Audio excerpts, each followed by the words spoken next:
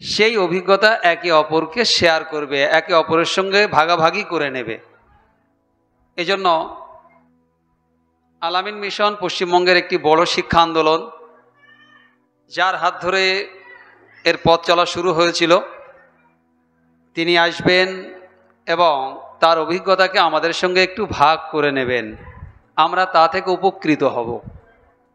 ঠিক অনুরূপ হায়দ্রাবাদের MS academy, MS education academy, তাদেরও প্রায় 80-র ঊর্ধ্বে ব্রাঞ্চেস আছে। আমাদের রাজ্য এবং এই তেলেঙ্গানা, আন্ধ্রা বা সাউথ ইন্ডিয়ান যে রাজ্যগুলো আছে, প্রত্যেকের পঠন পাঠন তার টার্গেট এক হলেও তাদের মিশন, তাদের চলাচল, তাদের পদ্ধতির মধ্যে কিছু আবার ভিন্নতাও আছে। যেমন সাউথ ইন্ডিয়ান স্কলার্স যারা আসেন, তারা যখন পশ্চিমবঙ্গে এসে দেখেন যে এত বড় বড় হোস্টেল স্কুল চলছে, তো এটা তাদের ভাবনার বাইরে। 1500-2000 ছাত্রের হোস্টেল, অভাবনীয় যেন। আবার আমাদের দেশে বড় বড় বিল্ডিং ভাড়া নিয়ে স্কুল করার প্রবণতা কম। আবার দক্ষিণ ভারতে গেলে বড় বড় স্কুল 20 বছর 30 বছর ধরে চলছে, রেন্টেই চলছে। তো এই জন্য আমরা যদি একে অপরের সঙ্গে এই যে আমরা বসি, বারবার ভাগাভাগি করি, তাতে আমরা উপকৃত হই। এই জন্য অত্যন্ত গুরুত্বপূর্ণ এই দুটো দিন। আমাদের বিশ্রাম কম হবে, আমরা আমাদের নিজেদের যে লাইফ স্টাইল, তা থেকে একটু সময় আমাদেরকে বার করতে হবে, বেশি দিতে হবে। এজন্য যারা বাইরে আছেন তাদের কাছে আবার অনুরোধ করছি, আমাদের মাঝে স্যার এসে গেছেন, আমাদের শিডিউল টাইমেই প্রোগ্রাম চলবে, প্রোগ্রাম শেষ হবে। স্যারের আরও অন্য প্রোগ্রাম আছেন এবং এরপরে হাফেজ আব্দুল কাদির স্যার তিনি আছেন, তার অত্যন্ত গুরুত্বপূর্ণ আলোচনা আমাদের সামনে আসবে স্কুল পরিচালনা সম্পর্কিত। বিশেষ করে এখানে অনেক স্কুলের পরিচালন সমিতির সদস্যগণ উপস্থিত আছেন। এই জন্য আমি আপনাদেরকে আবারও একবার হলের মধ্যে আসার অনুরোধ জানিয়ে আমি আর সময় বিলম্ব না করে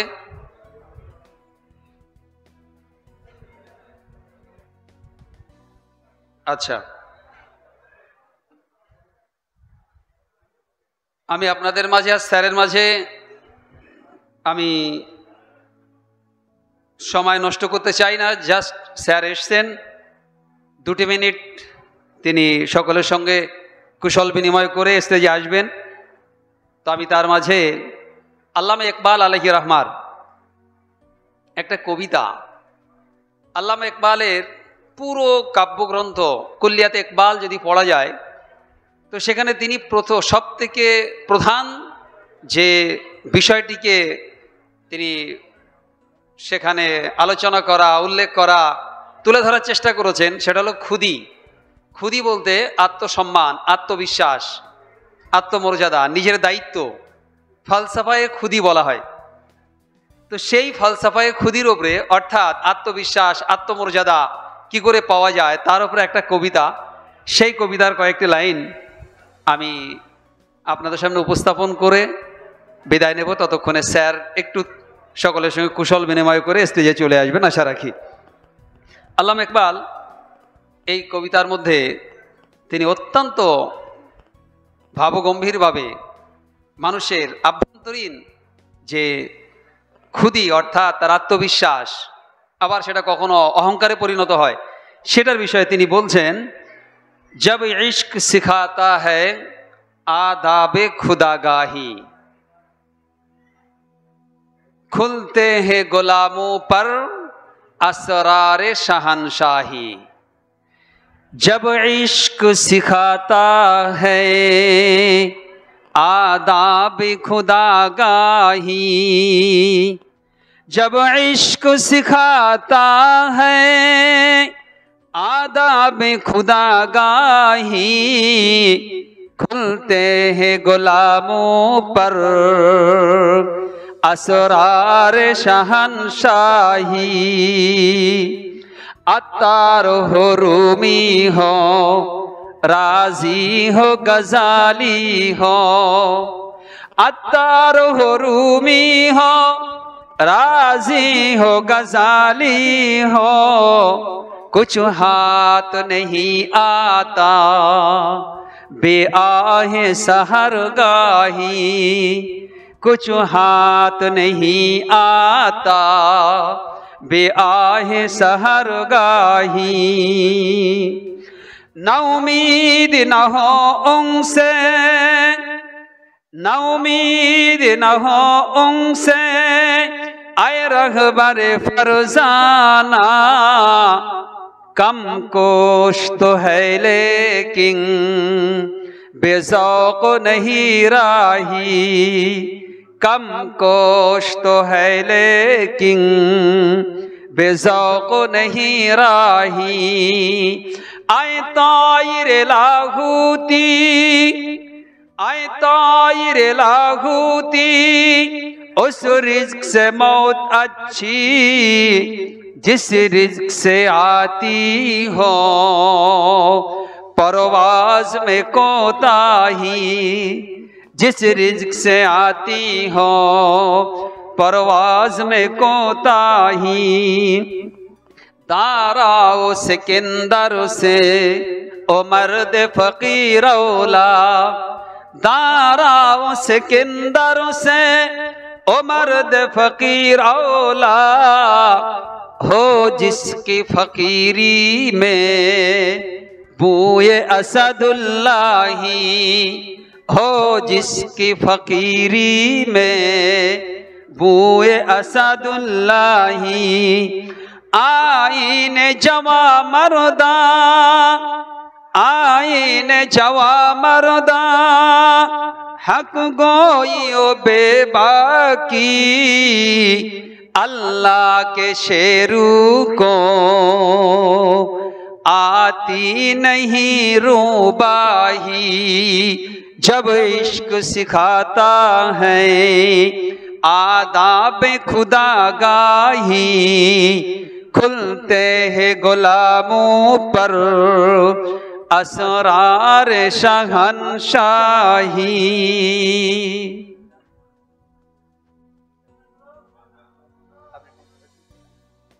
আমি আমাদের এই পশ্চিমবঙ্গের শিক্ষা আন্দোলনের যিনি পথপ্রদর্শক জনাব ডক্টর নুরুল ইসলাম স্যার মহাশয়কে স্টেজে আসার জন্য বিনীত অনুরোধ করছি।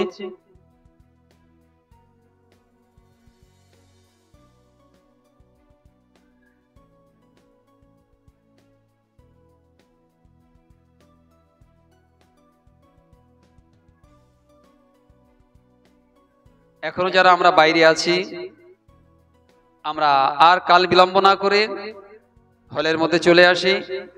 এখনই আমাদের সামনে স্যার আসছেন, তার এই দীর্ঘ জীবনের অভিজ্ঞতা তিনি আমাদের সামনে শেয়ার করবেন। আমরা তা দ্বারা উপকৃত হব। এই সুবর্ণ সুযোগ থেকে আমরা নিজেদেরকে কেউ পিছিয়ে রাখবো না, দূরে রাখবো না। এটা আমাদের কাছে খুবই একটা সুবর্ণ সুযোগ। সেই সুযোগকে আমরা কাজে লাগিয়ে নিজেদেরকে সমৃদ্ধ করব এবং এই প্রোগ্রাম থেকে নিজেদেরকে আলোকিত করে নিজেদের প্রতিষ্ঠান, নিজেদের কর্মক্ষেত্র এবং যারা এখানে টিচার্স আছি, ম্যানেজমেন্ট আছি, প্রত্যেকে নিজ নিজের স্তর থেকে নিজের প্রতিষ্ঠানকে আরো এগিয়ে নিয়ে যাওয়ার চেষ্টা করব।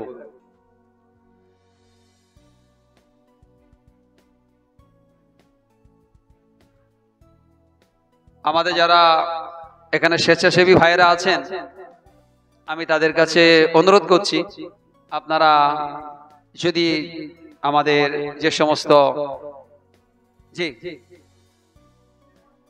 যারা আমাদের যেখানে আমাদের অ্যাকোমোডেশন আছে, থাকার যেখানে বিশ্রামের জায়গা, সেখানে যদি কেউ থাকে একটু আপনারা তাদেরকে সজাগ করবেন।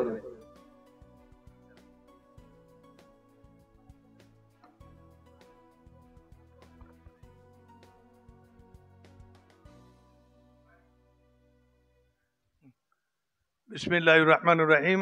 আসসালামু আলাইকুম। আমার প্রিয় ভাই বোন, যদি আমি ভাই বোন শব্দটা বলে আসি, এটা দিয়ে আমার সবসময় শুরু হয় এই ভাবনা থেকে যে এটার মধ্যে এই যে আল আমিন মিশনের যে কনসেপ্ট, এর যে আইডিয়াটা লুকিয়ে আছে, অর্থাৎ ভাই বোনেদের নিয়েই যে সংসার হয়, সেই সংসারে এক ভাই এক বোন একে অপরকে সাহায্য করবে, এই ভাবনা থেকে এই আল আমিন মিশন শুরু হয়েছিল। এবং সেই জন্যে আমি এই ভাই বোন বলে শুরু করি। এটা শুধু আপনাদের উদ্দেশ্যে বলি না, আসলে নিজেকে বলি বারে বারে এই জন্যে যে যাতে সবসময় এটা গেঁথে থাকে যে আমার সামনে যারা বসে আছে তারা আমার একেবারে ভাই বোনের মতোই। তাদের প্রয়োজনে যদি আমরা যারা কাজে লাগতে পারি চেষ্টা করব সেটা করতে, এবং আপনারাও সেইভাবে যদি একে অপরের কাজে লাগে আমরা সেইভাবে লাগব। তো আজকে এডুকেশনাল কনফারেন্সে আমরা যোগ দিয়েছি। এখানে যারা আমরা উপস্থিত আছি দূর দূরান্ত থেকে এসেছেন, বিভিন্ন স্টেট থেকে এসছেন। আমাদের রাজ্যের, আমি তো আমার এলাকারও দেখছি অনেকে আছেন, উত্তরবঙ্গের মানুষেরা তো আছেন।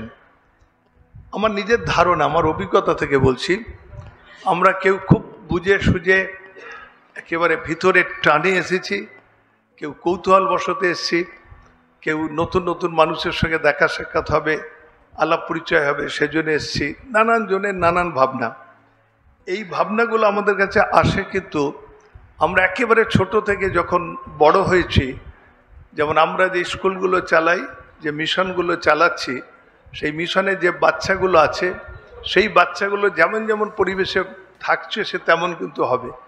আমরাও ঠিক তেমনিভাবে যে যেখানে যেমনভাবে থেকেছি তেমনভাবেই কিন্তু বড় হয়েছি, তেমনভাবে আমাদের ভিতরে চিন্তা ভাবনাগুলো ঘোরপাক খাচ্ছে। তো আজকে এখানে যারা আমরা এসছি, নানানজন নানান ভাবনা নিয়ে এসছি।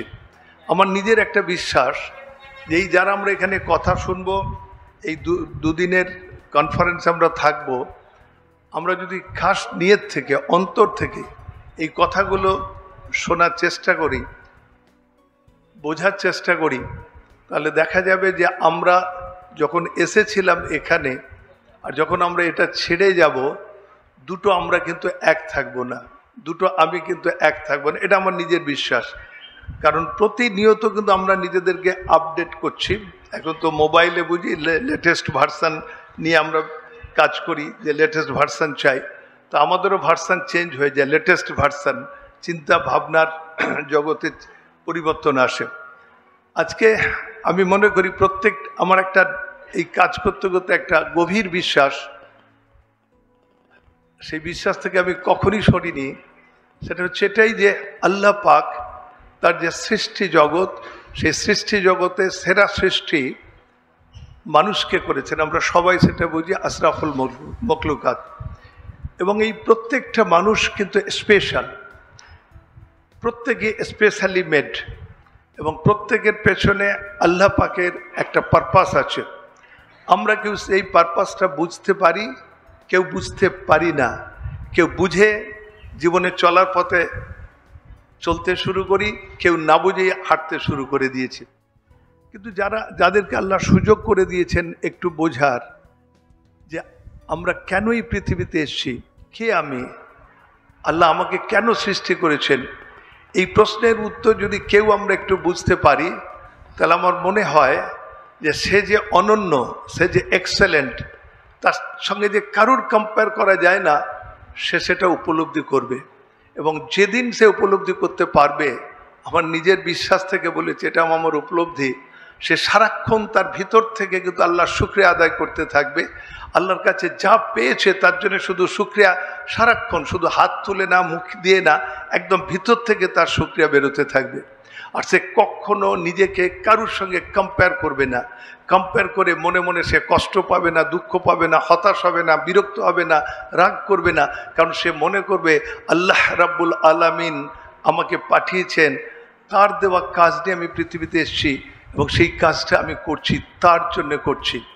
ঠিক যেমনভাবে আমাদের সিএম সাহেবা যদি ডিএম সাহেব বা সাহেবাকে এক্ষুনি যদি বলে একদিনের মধ্যে তোমাকে এই রিপোর্ট তৈরি করে দিতে হবে, সমস্ত ডিএমকে বলে দিলেন, ডিএমএরা যখন সিএম এর নির্দেশ পেয়ে সমস্ত ডিএম কাজ শুরু করবে, কিন্তু সেখানেও আমরা দেখব 3 ধরনের ক্যাটাগরি ডিএম পাবো। একদল পাবো যারা খুব আনন্দের সঙ্গে কাজটা করবে, যে সিএম ম্যাডাম আমাকে বলেছেন আমাকে কাজটা করতেই হবে, যত কষ্টই হোক, যত প্রতিকূলতা থাকুক না কেন।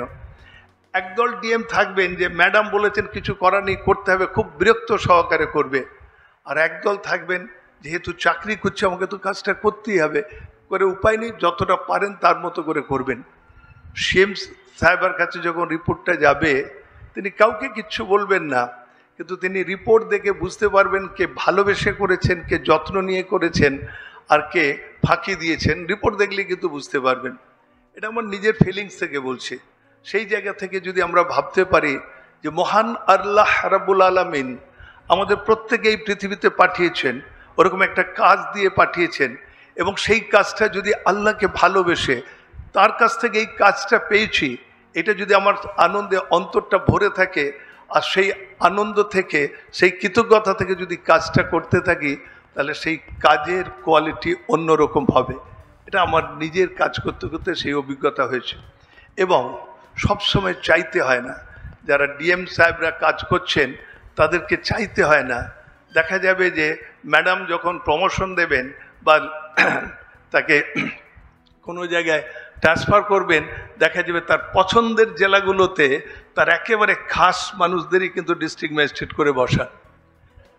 ঠিক সেই জায়গা থেকে, সেই ভাবনা থেকে যদি আমরা কাজ করতে পারি, আর সেই শুকরিয়া যদি আমাদের ভিতরে থাকে, মানে কৃতজ্ঞতা বোধ, আর আমরা যদি কম্পেয়ার না করি, তাহলে আমরা যে কাজটা করছি সেই কাজটাই অন্তর দিয়ে করতে পারবো। আমি যখন ছাত্র ছিলাম, একেবারে স্কুলে পড়তাম, সেই সময় থেকে কেন জানি না আমার মনে হয়েছিল যে আমার কি করণীয়, সেই কাজটা নিয়ে। আমি ক্লাস 7, তখন থেকে আমার ভিতরে এই উপলব্ধিতে এসেছিল। এবং যখন আমি ক্লাস 10-এ, তখন আমি মাদ্রাসায় পড়তে গিয়েছিলাম। আগেই আমি বলেছি যে পরিবেশ মানুষকে তৈরি করে। তো আমি মাদ্রাসায় গিয়েছি। মাদ্রাসাতে গিয়ে আমার মনে হয়েছে যে সবাই চারিধারে মাদ্রাসার ছাত্র, টিচার দেখছি। আমারও মনে হয়েছিল, এক গ্রামের মানুষ উৎসাহিত করেছিলেন, আমি একটা মাদ্রাসা করার উদ্যোগ নিয়েছিলাম, এবং তিনি নিয়েছিলেন উদ্যোগ, আমাকে সেক্রেটারির দায়িত্ব দিয়েছিলেন। তো আমার মনে হয়েছিল একটা খারিজি মাদ্রাসা। এবং তারপরে যখন আমরা খারিজি মাদ্রাসাটা থেকে আবার কিছু মানুষের সঙ্গে মিশলাম, হাই মাদ্রাসার হেডমাস্টার বা আরও কেউ কেউ, তারা আমাদেরকে বললেন যে খারিজি মাদ্রাসা না, এটাকে হাই মাদ্রাসা করো। হাই মাদ্রাসা করলাম, যেহেতু মাদ্রাসার হেডমাস্টারদের সঙ্গে মিশছি। তারপরে হাই মাদ্রাসা হলো। তারপরে যখন মাদ্রাসা স্যাংশনড হলো, তখন আমি কলেজে পড়ছি। এক অধ্যাপকের কাছে পড়তে যেতাম, সেটা Ramakrishna mission institute of culture, Golpark, তার পাশে। সেই অধ্যাপক কিন্তু খুবই ধর্মভীরু মানুষ ছিলেন, ব্রাহ্মণ। তিনি আমাকে শ্রী রামকৃষ্ণ, স্বামী বিবেকানন্দ এবং রামকৃষ্ণ মিশনের কাহিনী শোনাতেন ঘন্টার পর ঘন্টা ধরে। আমি একা পড়তাম, মন্ত্রমুগ্ধের মতো শুনতাম, চমকে চমকে উঠতাম। এই জন্যে যে কথা শ্রী রামকৃষ্ণ বলেছেন এবং সেই কথাটা স্বামী বিবেকানন্দ সেই কথাটাকে কাজে লাগিয়েছেন, সেটা তো 100 বছরের কথা। কিন্তু আমি যেটুকু মাদ্রাসায় পড়েছি, তাতে যেটুকু হাদিস এবং কোরআন শরীফ যেটুকু বুঝেছি, তাতে 1400 বছর আগে আমাদের প্রিয় নবী হজরত মুহাম্মদ সাল্লাল্লাহু আলাইহি সাল্লাম তিনিও তো সেই কথাই বলেছিলেন, কিন্তু আমরা তার ফলোয়ার সেটা বুঝে উঠতে পারি না। এবং সবটা বলছি না, আমি একটা পার্টিকুলার দিক যেটা, সেটা এটাই যে রামকৃষ্ণ মিশন যেটা গড়ে উঠেছিল, আর ধর্মশিক্ষার সঙ্গে আধুনিক শিক্ষার যে মিশ্রণ, অর্থাৎ আমরা যে বিজ্ঞান শিক্ষা, আধুনিক শিক্ষা গ্রহণ করছি, তার সঙ্গে যে আধ্যাত্মিকতার শিক্ষা যদি মিশ্রণ ঘটাতে না পারি, তাহলে এই যে আশরাফুল মখলুকাত মনে হওয়া যাবে না। যদি সত্যিকার মূল্যবোধ আমাদের ভিতরে তৈরি না হয়, সততা যদি আমাদের ভিতরে না থাকে, নিষ্ঠা যদি আমাদের ভিতরে না থাকে। আজকে ধরুন আমরা স্কুল কলেজ চালাচ্ছি, চারিধারে আমরা ক্যামেরাতে ভরে দিয়েছি, সিসি ক্যামেরা, এবং তারপরও আমাদের ছেলেমেয়েরা দুষ্টুমি করছে, ধরা পড়ছে, শাস্তি দিচ্ছি। কিন্তু আল্লাহর ক্যামেরা তো বসানো আছে সারাক্ষণ। অতএব সেই আধ্যাত্মিকতা যদি ভিতরে থাকে যে কেউ দেখুক আর না দেখুক, মহান রব আমাদের দেখছেন, এই বিশ্বাস যদি থাকে, তাহলে আমি সৎ না হয়ে আমার কোনো উপায় থাকবে না। তাহলে সেই বিশ্বাস কিন্তু আমরা নিজেও, আমি মাদ্রাসার ছাত্র হিসেবে বলছি, আমরা সব ক্ষেত্রে সেটা পেরে উঠি না। সবটা পারিনি তা বলছি না, নিশ্চয়ই অনেক মাদ্রাসা থেকে যে ছেলেমেয়েরা পাশ করে বেরোয় তারা খুবই সততার সঙ্গে তারা কাজ করে, কিন্তু যতটা হওয়া উচিত ছিল তা কিন্তু হয়নি বলেই কিন্তু আমাদের যে জায়গাতে পৌঁছানোর কথা আমরা কিন্তু সেই জায়গায় পৌঁছতে পারিনি বলে কিন্তু আমরা দায়ী করি সরকারকে, দায়ী করি আমরা সরকার যারা পরিচালনা করছেন সেই দলকে, রাজনৈতিক দলকে, কিংবা আমরা দায়ী করি আমাদের চারিপাশে যে বন্ধুরা আছেন, প্রতিবেশীরা আছেন তাদেরকে। কেন জানি না আমার মনে হয়েছিল যে আল্লাহ পাক কোরআন শরীফে বলছেন সূরা আর-রাদের 11 নম্বর আয়াতে, যে সম্প্রদায় নিজেদের উন্নতির চেষ্টা করে না আল্লাহ তাদের উন্নতি করেন না। তো তা থেকে মনে হয়েছিল আল্লাহ পাকের কোরআন শরীফের একটা আয়াতকে আমরা অবিশ্বাস করতে পারি না, যদি করি তাহলে আমাদের ঈমান দুর্বল হয়ে যাবে। তাহলে আমরা কেন সেটা চেষ্টা করে দেখছি না যে আমরা যদি চেষ্টা করি আমাদের অবস্থার পরিবর্তন আপনা থেকে হবে, কারুর দয়া কারুর দাক্ষিণ্য লাগবে না। এবং সেই কাজটাই কিন্তু রামকৃষ্ণ মিশন করতে পেরেছে। কেন না, তারা যে সততার সঙ্গে যে শিক্ষা প্রতিষ্ঠানগুলোকে পরিচালনা করে, সেখান থেকে যে ছেলেরা বেরোয়, পরবর্তী ক্ষেত্রে সারদা মিশন থেকে মেয়েরাও বেরোচ্ছে, সেই ছাত্ররা কিন্তু রাজ্যের বিভিন্ন প্রান্তে, দেশে এবং গোটা পৃথিবী জুড়ে যে যেখানে আছে বেশিরভাগটাই তারা কিন্তু লিডারশিপ দেয়। আমরা কিন্তু সেক্ষেত্রে সব ক্ষেত্রে পারিনি, এবং পারি না বলেই কিন্তু আমরা অন্যকে দোষারোপ করে আমরা দায় এড়োতে চেষ্টা করি। সেই ভাবনা থেকেই কিন্তু নবীর নামে আল আমিন, আরববাসীরা আল আমিন বলে তাকে ডাকতেন, সেই নামটা আমরা বেছে নিয়েছিলাম এবং তার পাশে মিশনটা যুক্ত করেছিলাম এই ভাবনা থেকে যে নবী যে আদর্শের জন্যে তার জীবনটাকে কাটিয়েছেন, আল্লাহ তাকে যে মেসেজ দিয়ে পাঠিয়েছেন লাস্ট মেসেঞ্জার হিসেবে, আমরা সেই নবীর মেসেজটাই আমাদের সন্তানদের কাছে পৌঁছে দেব। এমনভাবে প্রতিষ্ঠান করব যেখানে দুনিয়ার শিক্ষা এবং দিনের শিক্ষা দুটো মিশ্রণ হবে, এবং সেখানে ফাঁকি দিয়ে ছেলেরা লেখাপড়া শিখবে, তারা চুরি করে কপি করে লেখাপড়া করবে, তারা অন্য জায়গায় গিয়ে অন্য আনফেয়ারনেসের মধ্যে জড়িয়ে পড়বে, এটা তারা হবে না। কিন্তু স্বীকার করে নিচ্ছি বাস্তবতা, কারণ আল আমিন মিশন শুরু হয়েছিল, তারপরে আল আমিন মিশনকে দেখে আজকে শত শত প্রতিষ্ঠান গড়ে উঠেছে আমাদের রাজ্যে, একেবারে এই সব উত্তরবঙ্গে তো অনেক বেশি। এবং এই সব প্রতিষ্ঠানগুলো আমাদের সব মিলিয়ে যে সব প্রতিষ্ঠান আছে, সেই প্রতিষ্ঠানে যদি ছাত্র ছাত্রীদের পড়াশোনার মান দেখি এবং তাদের যদি কোয়ালিটি দেখি, সেখানে কিন্তু আমাদের অনেক ক্ষেত্রে হোঁচট খেতে হবে এই জন্যেই যে সততার সঙ্গে যে নিষ্ঠার সঙ্গে সাধনাটা করা দরকার, আমরা কিন্তু সেটা পারিনি। এবং সেই জন্যে দেখবেন যে মাধ্যমিকের রেজাল্ট বেরোনোর পরে যখন 10 জনের মধ্যে 6 জন উচ্চ মাধ্যমিকের র্যাঙ্কার রামকৃষ্ণ মিশন নরেন্দ্রপুর থেকে হলো, মহারাজ কিন্তু পরিষ্কার বললেন আমাদের ছেলেরা সাধনা করে, মোবাইল তাদের একেবারে নিষিদ্ধ, আর তারা কোনো ফাঁকি দেয় না, সেজন্য তাদের যেটা রেজাল্ট হওয়ার তারা হয়, খারাপ হলে খারাপ, ভালো হলে ভালো। কিন্তু আমরা কিন্তু সেটা অনেক ক্ষেত্রেই কিন্তু পারিনি। এবং পারিনি বলে যেটা আমার নিজের অভিজ্ঞতা থেকে বলছি, আজকে দেখবেন যে চারিধারে, আমি কাউকে দোষারোপ করতে চাই না, দোষারোপ এই জন্য করি না সরকারকে দোষ দেবো, সরকার তো আমরাই তো প্রতিনিধি হয়ে সরকারে চালাচ্ছি। আমি মানুষটা যদি খারাপ হয়ে যায় আর আমি সরকারে গিয়ে যদি আমি মেশিনটা অপারেট করতে লাগি, তাহলে সরকার তো সে আমার হাত দিয়ে চলছে। তাহলে আগে নিজেদেরকে ঠিক করতে হবে যাতে আমরা নিজের আগে শোধরাতে পারি।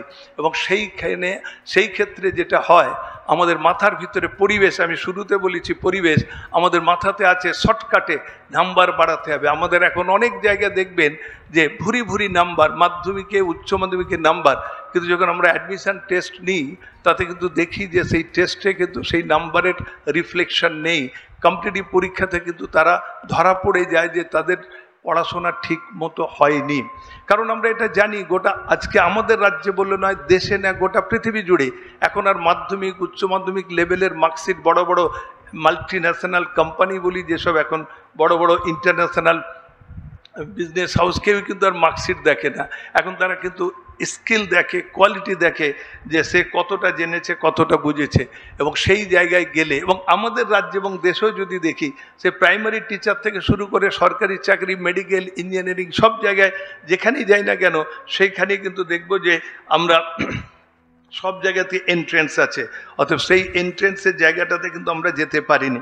এবারে যে কথাটা বললাম, সেই তার যে প্রতিফলনটা কি, যে একটা ছোট্ট উদ্যোগ আজ থেকে 40 বছর আগে 7টা ছেলে নিয়ে আল আমিন শুরু করেছিল, আজকে বেড়ে 72,000-এর সংসার হয়েছে, 39,000 যাদের অ্যালুমনি এবং 23,000 ছেলে মেয়ে আমাদের কাছে থাকে। এবং আলহামদুলিল্লাহ দেশে ৩৯,০০০ ছেলে মেয়ের মধ্যে রাজ্যে, দেশে এবং গোটা পৃথিবী জুড়ে বহু ছেলে মেয়ে আছে। আমি বলছি না যে সবাই সঠিক পথে আছে, দাবি করছি না, না, নিশ্চয়ই অনেক ছেলে মেয়ে আছে যারা সঠিক পথে আছে, ভালো আছে, খুবই ভালো আছে, ইমানের সঙ্গে আছে, কিন্তু যতটা হওয়া উচিত ছিল, যতটা করা যেত সেটা কিন্তু করা যায়নি। কারণ সেই রকম যে ট্রেনিং, সেই রকম যে ব্যবস্থাপনা, সেই রকম যে ওয়ার্কশপ, সেটা কিন্তু আমরা পেরে উঠিনি। কারণ আমাদের যে এক্সপার্টাইজ ছিল, আমাদের যে পরিবেশে আমরা বড় হয়েছি, যে পরিবেশে থেকে আমরা মানুষ হয়েছি, আমাদের সারাউন্ডিংস, তা থেকে আমরা যে বিদ্যে বুদ্ধি তা দিয়ে আমরা প্রতিষ্ঠান গড়েছি, তাকে চালানোর জন্য চেষ্টা করেছি। আল্লাহ ইজ দ্য বেস্ট প্ল্যানার। এটা আমার সবসময় মনে হয় যে আল্লাহর কাছে সব প্ল্যানিং আগে থেকেই হয়ে থাকে। আমরা চেষ্টা করেছিলাম, আজকে আমাদের রাজ্যে আল আমিন মিশন হয়েছে, তার কথা বললাম, শত শত প্রতিষ্ঠান হয়েছে, আপনারা যার প্রতিনিধিত্ব করছেন এখানে আছেন, এবং সেখানেও কিন্তু হাজার হাজার ছেলে মেয়ে তৈরি হচ্ছে, এবং তৈরি হচ্ছে বলেই কিন্তু আজকে রাজ্যের যে শিক্ষাক্ষেত্রে যে মান কিন্তু অনেকখানি পাল্টেছে। এবং সেই পাল্টানোর জায়গা থেকে যদি একটু দেখি, তাহলে শুধু একটু দেখবেন যে আমরা যখন শুরু করেছিলাম এই কম্পিটিটিভ পরীক্ষার মধ্য দিয়ে যে মেডিকেলের যে এন্ট্রেন্স, সেই পরীক্ষায় 2 থেকে 3% ছেলে মেয়ে এন্ট্রি পেত, এবং সেই জায়গা থেকে সেটা আমাদের একটাই টার্গেট ছিল যে 2.5% পয়েন্ট ভ্যানিশ করতে হবে, এবং সেই ভাবনা নিয়ে আমরা শুরু করেছিলাম। তো 30 বছর পরে আমরা প্রথম দেখলাম যখন মেডিকেলের এন্ট্রেন্সের রেজাল্ট বেরোলো 2016-তে 27.7% জেনারেল র্যাঙ্কিংয়ে মুসলিম ছেলেমেয়েরা জায়গা পেয়েছিল। বিগত 3 বছর যদি দেখি, তাহলে 2022 সালে জেনারেল যে র্যাঙ্কিং, ওবিসি, এসটি ছেড়ে দিন, ওবিসি জেনারেল মেডিকেলে প্রায় একই থাকে, 1 নম্বরের তফাৎ হয়। তো সেই দিক থেকে যদি দেখি, তাহলে 2022-এ মুসলিম ছেলেমেয়েদের পার্সেন্টেজ হচ্ছে সরকারি মেডিকেল কলেজ এমবিবিএসে ভর্তির 29.7%, 2023-এ সেটা বেড়ে হয়েছে 33.4%, আর 2024 গত বছরে সেটা হয়েছে 34.7%, একেবারে প্রায় 35%-এর কাছাকাছি।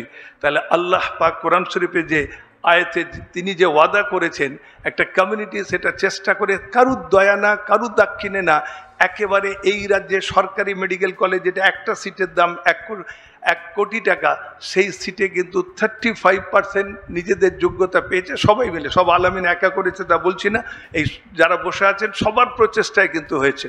কিন্তু আমাদের যেটা বিষয়, এটাতে সন্তুষ্ট থাকলে হবে না, এবং লেগে থাকলে যদি আমরা কাজ করে যাই, তার যে সুফল আমরা যে সমানভাবে পেতে থাকবো, তারও একটা ডেটা গতকাল আমাদের বেরিয়েছিল, নিশ্চয়ই দেখেছেন।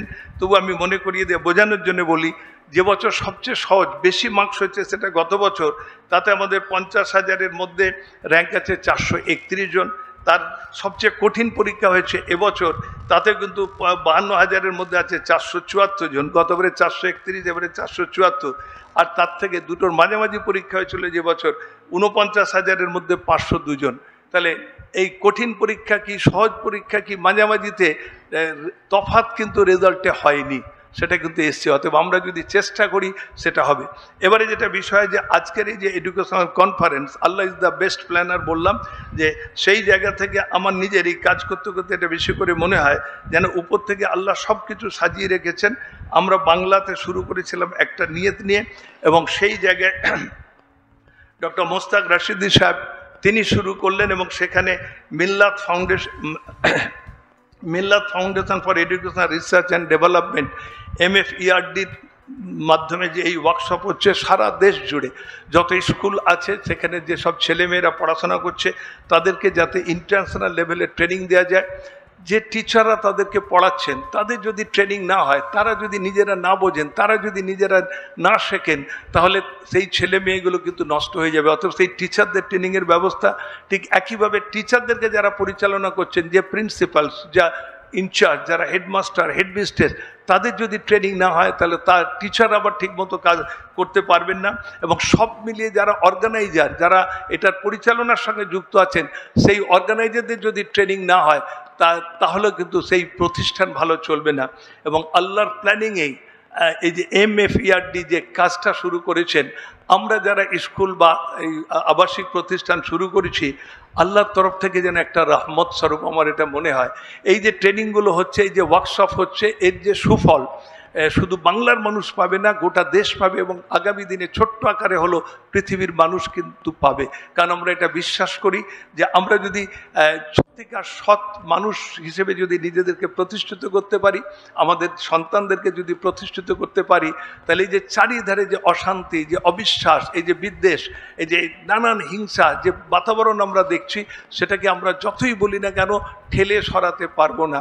যেমন অন্ধকারকে ঠেলে সরানো যায় না, সেখানে আমাদের লাইট জ্বালতে হয়, মোমবাতি হোক, যাই হোক, টর্চ হোক, যাই হোক, লাইট দিতে হয়, অন্ধকার আপনি পালিয়ে যাবে। তো আমরা মনে করি যে আমাদের চারিপাশে যেসব আমরা দেখছি সেগুলোকে যদি সরিয়ে দিয়ে যদি একটা সুস্থ, সুন্দর, শান্তিময় পৃথিবী তৈরি করতে হয়, তার একটা ছোট্ট অংশ হিসেবে এই রাজ্যকে যদি আমরা তৈরি করতে চাই, তাহলে আমাদের কোলে আসা সন্তানদের আমাদেরকে সেইভাবে তৈরি করতে হবে। এবং শেষ যেটা বলবো সেটাই যে আমাদের কাছে এটা যে কত বড় নিয়ামত আল্লাহর তরফ থেকে, যে আমাদের কাছে হাজার হাজার লক্ষ লক্ষ ছেলে মেয়ে তারা কিন্তু হারিয়ে যাচ্ছে। আমরা নিজেদেরকে বলি সেকেন্ড প্যারেন্টস, অর্থাৎ সেই প্যারেন্টিংয়ের কাজটা, তাদের যে ট্রেন করা MFERD কিন্তু সেই কাজটা খুব সুন্দরভাবে করছে।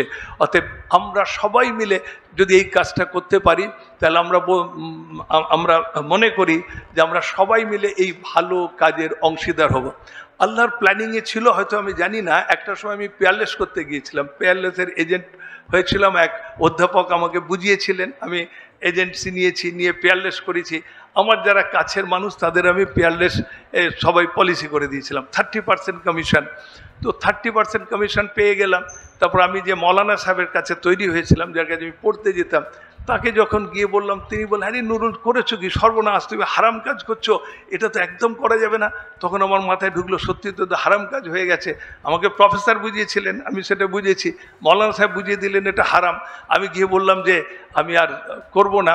যতগুলো পলিসি করেছিলাম সেই পলিসির টাকা সব ফেরত দিয়ে আমি তওবা করলাম। কিন্তু তাতে আমি দুটো জিনিস শিক্ষা পেয়েছিলাম।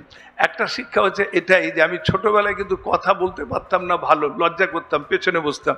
তো আমার মুখে কথা ফুটিয়েছে কিন্তু পেয়ারলেস, কী করে মানুষকে বুঝিয়ে পকেট থেকে টাকা নিয়ে আসতে হয়, সেটা কিন্তু ওই পেয়ারলেসের ট্রেনিং আমি শিখেছিলাম। কিন্তু সেই ট্রেনিংটা নেওয়ার পরে এটা তো বুঝতেই পারছেন, আমার কাছে তো কিচ্ছু নেই, কোনো পুঁজি নেই, কিছু নেই, ব্যাংক লোন নেই, বিদেশি টাকা নেই, সরকারের টাকা নেই, শুধু মানুষকে বুঝিয়ে টাকা নেওয়া, আর কিচ্ছু নেই। ওই একটা, ওটা কিন্তু পেয়ারলেস থেকে শেখা। আর যেটা বুঝেছি, যেটা আমার এবং আপনাদের সবার কাজে লাগবে, সেটা হচ্ছে এটাই যে আমি এজেন্ট হিসেবে 30% কমিশন পেতাম। আমার যে সাব অর্গানাইজার সে আমার থেকে 20% পেত, অর্গানাইজার 10% পেত, যিনি ইন্সপেক্টর প্রফেসর সাহেব তিনি 2.5% পেতেন, কিন্তু তার গাড়ি বাড়ি তার সব হচ্ছে। তো আমার মনে হতো যে 2.5% পেয়ে গাড়ি বাড়ি হয়ে যাচ্ছে, আমরা 30%-এ কিছু হচ্ছে না। কিন্তু পরে বুঝলাম, আমিও পলিটিক্যাল সায়েন্সে নিয়ে পড়েছি, উনিও পলিটিক্যাল সায়েন্সে ছিলেন, পরে বুঝলাম বিষয়টা এটাই যে প্রফেসর সাহেবের টিমে যত মানুষ এজেন্সি হিসেবে কাজ করছে, তাদের সবার কমিশনটা ওনার কাছে 2.5 করে যাচ্ছে, সেজন্য ওনার টাকা বেশি হয়ে যাচ্ছে। তো আমি সেটা বুঝলাম এটাই যে আমি এখন ইন্সপেক্টরে কাজ করছি, আর 77টা ব্রাঞ্চ মানে আবাসিক শাখা আছে, 25টা স্কুল আছে, আরও 3টে শাখা, 105টা স্কুল প্রতিষ্ঠান চলে। সো সেই প্রতিষ্ঠানগুলো যারা আছে তারা এজেন্টের কাজ করছে। আপনারা যারা এসছেন, এই যে আজকে বলার সুযোগ হলো, সেটাও কিছুটা সেরকম। আমরা সবাই মিলে সেই এজেন্সির কাজ করছি। কি এজেন্সি? ভালো কাজ করছি, এবং যারা হাতে করে করছে তারা নেকি পাবে কিন্তু 30%। আমার কিন্তু নিজে হাতে করছি না বলে আমরা কিন্তু সেই নেকিটাও 2.5% পাবো। আল্লাহ পাক নবী সাল্লাল্লাহু আলাইহি ওয়াসাল্লাম হাদিস, আল্লাহ নবী বলছেন, তুমি কি আল্লাহকে পানি খাওয়াতে চাও সরাসরি, তাহলে যে তৃষ্ণার্ত মানুষকে পানি খাওয়া, তাহলে আল্লাহকে খাওয়ানো হবে। তুমি কি আল্লাহকে সরাসরি খাওয়াতে চাও, ক্ষুধার্ত মানুষকে খাও, তাহলে আল্লাহকে খাওয়ানো হবে। আর তারপরে বলছেন, তুমি কি আল্লাহ সরাসরি সেবা করতে চাও, তাহলে অসুস্থ রোগগ্রস্ত মানুষের সেবা করো, তাহলে আল্লাহর সেবা হবে। আমরা যারা টিচার, আমরা হয়তো সরাসরি সেবা করতে পারছি না আল্লাহর অনেকেই, কিন্তু আমাদের তৈরি ছেলেরা কিন্তু আল্লাহর সরাসরি সেবা করছেন। ওই তা থেকেও কিন্তু একটুখানি কমিশন আমাদের কাছে আসবে আশা করি। এবং শেষ যে কথাটা দিয়ে শেষ করব, সেটা হচ্ছে এটাই যে আমরা একটা মোনাজাত কমন হজে গিয়েও করেছি, সবাই আমরা করি, আল্লাহর কাছে আমরা দোয়া চাই, কে হাত তুলে কেউ হাত না তুলে, যে আল্লাহকে বলি, আল্লাহ আমাদের দুনিয়া এবং আখেরাতের ভালো দিন, ভালো করুন, আর দোজকের আযাব থেকে রক্ষা করুন। কিন্তু আমরা এই কাজ করতে করতে মনে হয়েছে আমরা হাজারবার হাত তুলে দোয়া করলো আমাদের দুনিয়াতে ভালো থাকবো না, আখেরাতেও ভালো থাকবো না, যদি যেটা বলছি সেটা যদি আমার অ্যাকশনের মধ্যে না থাকে, আমি যদি সেটা কার্যকারিতার মধ্যে না নিয়ে আসি। অতএব আমরা যে যতই বলি না কেন, বলে কিন্তু কিছু হবে না। ভালো ভালো কথা অনেক বলা যায়, কিন্তু সেটাকে বাস্তবে কাজে লাগানোটা কিন্তু সেটা কঠিন। কিন্তু যারা সেই আল্লাহর উপর ভরসা রেখে সেই কাজটা করতে পারেন, তাদের কাছে কাজটা এত সহজ হয়ে যায় যে তারা সেই কাজটা না করে থাকতে পারবে না। আজকের এই কনফারেন্সে আমাদের সবার চাওয়া হবে আল্লাহর কাছে যে আল্লাহ আমাদেরকে যেন সেরকম তৌফিক দেন, আমরা যেন আমাদের মাধ্যম দিয়ে যে ছেলে এবং মেয়ে, যারা অসহায় ছেলে মেয়ে, যারা শিক্ষার আলো পাচ্ছে না, অশিক্ষার অন্ধকারে ডুবে থাকছে, তাদেরকে যেন শিক্ষার আলো দিয়ে আলোকিত জীবন দিতে পারি। আমাদের হাত দিয়ে যে তৈরি ছেলে মেয়েরা, তারা এই MFERD ট্রেনিংটা যদি আমাদের সঙ্গে আরও বেশি করে যুক্ত হয়, তাহলে আমরা সবাই মিলে কাজটা করব। MFERD তার শেয়ার পেয়ে যাবে। আমি বলছি আমি একটুখানি পাবো, 0.001% হয়তো পাবো, আপনারা যারা হাজির হয়েছেন তারাও পাবেন, আর যারা ডাইরেক্টলি এজেন্সির কাজ করছেন তারা তো 30% পাবেন। এবং সেই জায়গা থেকে, ঠিক আছে, সেই জায়গা থেকে আমরা আশা করি যে এই দুদিনের যে ট্রেনিং, সেই ট্রেনিংটা আমরা ভালোভাবে নেব। এবং শুধু ট্রেনিং না, তার সঙ্গে অনলাইনেও হয়, আর আমাদের অ্যানুয়ালটা তো হবে ইনশাল্লাহ, যদি আল্লাহ রাজি থাকেন, তাহলে সেটা আলামিনের সংসারে হবে। কারণ সেখানে একটা বিশ্বাস করে, আপনারা কে কীরকম ভাবেন আমি জানি না, এই যে ছেলে ভর্তি করার সময় কে ভর্তি হচ্ছে, কে চলে যাচ্ছে, কে এটা নিচ্ছে, কে ওটা নিচ্ছে, কে দুদিন ভর্তি হয়ে আবার চলে গেল, আমার একটু মন খারাপ হয় না।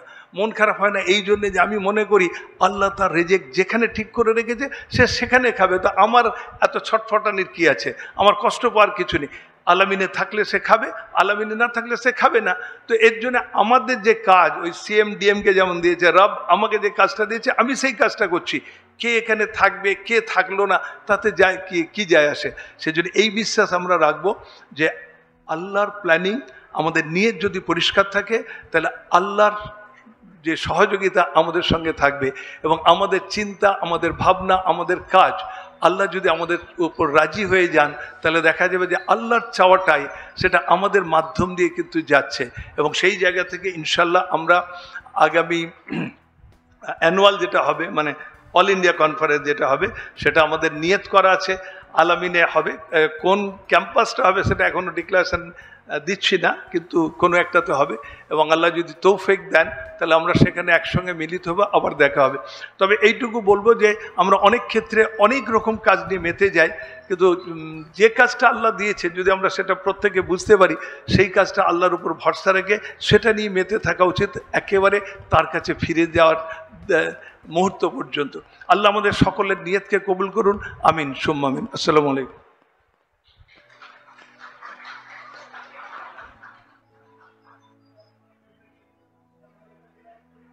অসংখ্য ধন্যবাদ। আমরা তার শুকরিয়া আদায় করার ভাষা আমাদের কাছে মনে হয় স্বল্প হবে, শব্দ সঙ্গ দেবে না। মূলত শিক্ষা আন্দোলন তিনি যে শুরু করেছিলেন, পৃথিবীর যত বড় কাজ, এমনকি আমাদের কাছে যে মূল রেফারেন্স কোরআন এবং হাদিস, হাদিস যখন একত্রিত করা হয় তখন হাদিসের মধ্যে সহি, জয়ীফ, হাসান, অর্থাৎ তার যে বিভিন্ন ক্যাটাগরি, এগুলো ভাগ করা হয়নি, সব একত্রিত করা হয়েছিল। তারপরে একটা সময় সেটা ভাগ করা হয়, তারপরে একটা সময় সেটাকে একেবারে চূড়ান্ত পর্যায়ে ছাঁটাই করে সহি, জয়ীফ আলাদা আলাদা, এবং এটা প্রায় 150 বছর সময় গেছিল, 100 হিজরি থেকে 250 হিজরি পর্যন্ত। আমরা যে সেহাহ সিত্তা, বুখারী, মুসলিম, তিরমিজি, আবু দাউদ ব্যবহার করি, বা আমরা যেগুলো বলি যেগুলো সহি হাদিস, এগুলো প্রায় সব 240-50 পরের সংকলিত। আর হাদিস একত্রিত শুরু হয়েছিল 100 হিজরিতে হযরত ওমর ইবনে আব্দুল আজিজ রাহমাতুল্লাহ আলাইহির আদেশে। তো শিক্ষা আন্দোলন শুরু হয়েছে। স্যার যেটা আমাদের বোঝানোর চেষ্টা করলেন যে আমরা যদি চলতে থাকি তাহলে যে দুর্বলতা আছে, যেমন স্যার বললেন যে আমরা এটা 100% বলতে পারছি না যে আমাদের প্রত্যেকটি ছেলে, তার মধ্যে যে মোরাল, মানবিকতা, নীতিনৈতিকতা, দিনদারিতা, খোদাভীরুতা, এগুলো সব দিতে পেরেছি। তো আমরা সেই পথে আস্তে আস্তে একদিন পৌঁছে যাব ইনশাআল্লাহ। এই জন্য তার জন্য যে কাজটা শুরু হওয়া দরকার ছিল, সেটা আল্লাহ পাক তার প্ল্যান অনুযায়ী শুরু করিয়ে নিয়েছেন। এবং আমাদেরকে তাতে কন্টিনিউ করা, এটা আমাদের কাজ। এবং একটা বড় কথা বললেন যে আসলে কে কোথায় থাকবে, রিস্ক তো আল্লাহর পক্ষ থেকে নির্দিষ্ট, অর্থাৎ কোন ক্যাম্পাসে কে থাকবে, কোন মিশনে কে পড়বে, এটা আল্লাহ পাকও নির্ধারণ করে রেখেছেন। আমি সময় নষ্ট না করে আমাদের দ্বিতীয় যিনি স্পিকার